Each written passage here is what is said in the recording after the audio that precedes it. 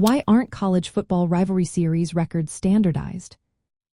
Imagine two fans arguing about who leads a famous rivalry. One says their team is ahead while the other disagrees. Why is it so hard to settle these debates? It all comes down to how rivalry records are kept.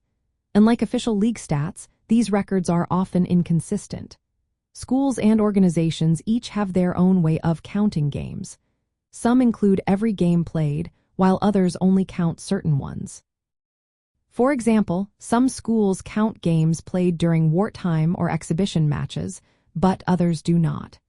This can lead to differences in the total number of games or wins reported. Historical record keeping is another big factor. Many rivalries started over 100 years ago, and early records were not always carefully kept. Some records have been lost or damaged over time. Different sources may rely on different archives or interpretations, which can cause discrepancies. Changes in conference memberships and scheduling also play a role. When teams switch conferences or play non-conference games, schools might disagree on whether those games count toward the rivalry. Vacated or forfeited games add to the confusion. When the NCAA sanctions a team, they may vacate wins or force forfeits. Schools differ on whether to include these games in their rivalry records. Some keep the original outcome, while others adjust the record based on official rulings.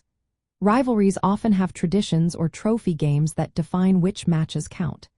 If a rivalry has been interrupted or resumed after a long break, that can cause differences in the series record. Another reason is the lack of a central authority. Unlike official league statistics, rivalry records are usually maintained by individual schools, media outlets, or independent historians.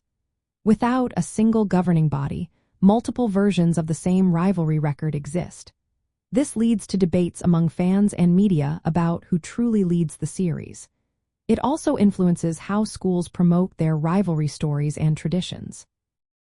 In short, rivalry series records are not standardized because of inconsistent historical records, different ways of counting games, conference changes, and no central authority. These factors create multiple versions of the same rivalry, making it hard to settle who is truly ahead.